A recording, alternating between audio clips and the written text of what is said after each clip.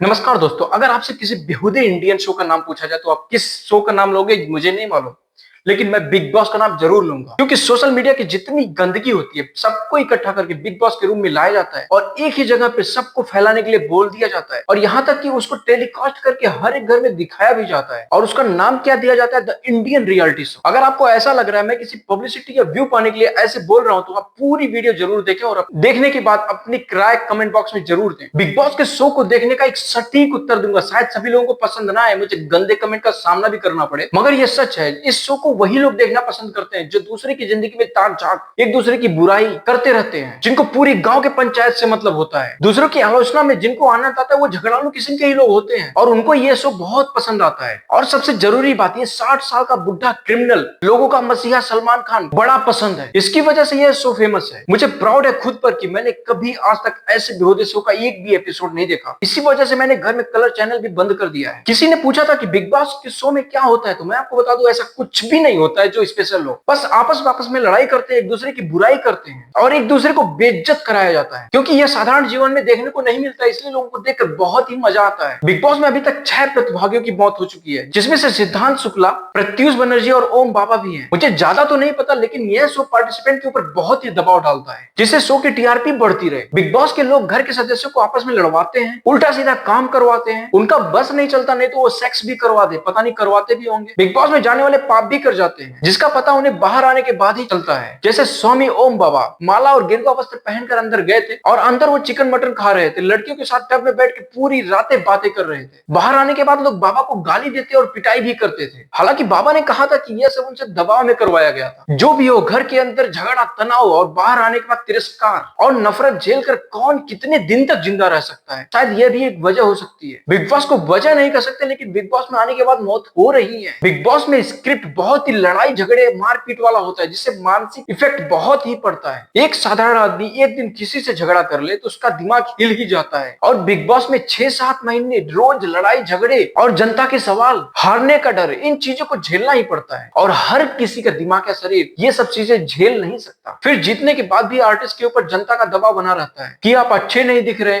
आपकी personal life personal ही नहीं रह जाती है, पूरे दिन मीडिया आपके पीछे पड़ी रहती है। हो सकता है कि ये सब चीजें सिद्धांत का दिमाग झेल ही नहीं पाया, लेकिन ये भी हो सकता है कि कुछ बीमारी हो जो अचानक शुरू हुई और वो झेल नहीं पाया और कारण आज समय ही मृत्यु हो गई, जिसका दुख हम सबको है। मुझे बिग बॉस के बारे में ज्यादा नहीं पता, इसलिए शायद मेरी बातें गलत भी हो सकती हैं, लेकिन जहां तक मुझे पता है कि बिग बॉस में गाली गलौज, चिल्लम चिल्ली, लड़ाई झगड़े और इसके सिवा कुछ भी नहीं होता। भला ऐसे वातावरण में कौन जिंदा रह सकता है। शिवसेना के एमएलए ने 22 जुलाई को इस शो के टेलीकास्ट पर बैन लगाने की मांग की। उन्होंने दावा किया कि इस शो के एक रिसेंट एपिसोड में इंटीमेट मोमेंट का कंटेंट था। शिवसेना की प्रवक्ता मनीषा कायंदे ने पुलिस कमिश्नर विवेक फणसालकर से मुलाकात करके इस शो को बैन करने की मांग रखी। मनीषा कायंदे के अनुसार 18 जुलाई को बिग बॉस के बेडरूम में अरमान मलिक और कृतिका मलिक के इंटीमेट मोमेंट का सीन दिखाया जाता है। क्या आपको नहीं लगता कि रियलिटी शो के नाम पर अश्लीलता का ये लाइव प्रदर्शन किसी भी तरह से सही नहीं है? यह युवाओं के दिमाग को प्रभावित करता है। मनीषा कायंदे ने यहाँ तक कहा कि केंद्रीय सूचना और प्रसारण मंत्री के पास भी जाएंगे और सांसद में इसी सत्र में ओटीटी प्लेटफॉर्म पर कानून लाने का अनुरोध करेंगे। उन्होंने इसके एक्टर्स और सीईओ को भी गिरफ्तार करने की मांग की है। शो में कई बार टास्क के दौरान कंटेस्टेंट्स को धक्का मुक्की करते देखा जाता है। यहाँ तक कि स्ट्रीम हुए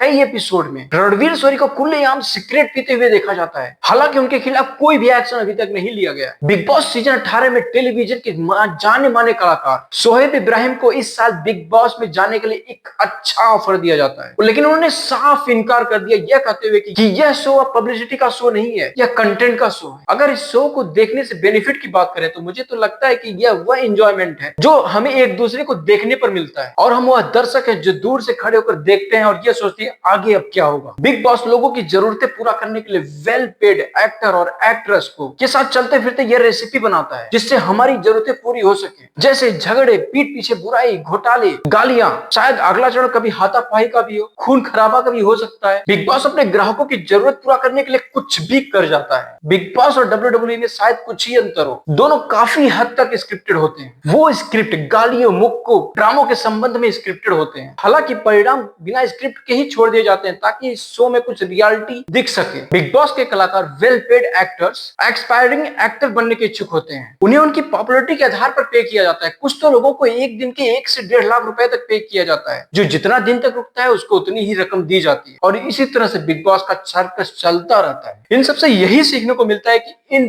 फेक सेलिब्रिटियों की लाइफ में न जाओ, ताका झाकी न करो। मैंने एक वीडियो अपलोड करके यह सब चीजें बहुत ही एक्सप्लेन से समझाया था। इसका लिंक मैंने डिस्क्रिप्शन बॉक्स में लिख रखा है, वहां पर क्लिक करके वीडियो पूरी देख सकते हैं। बहुत बहुत धन्यवाद।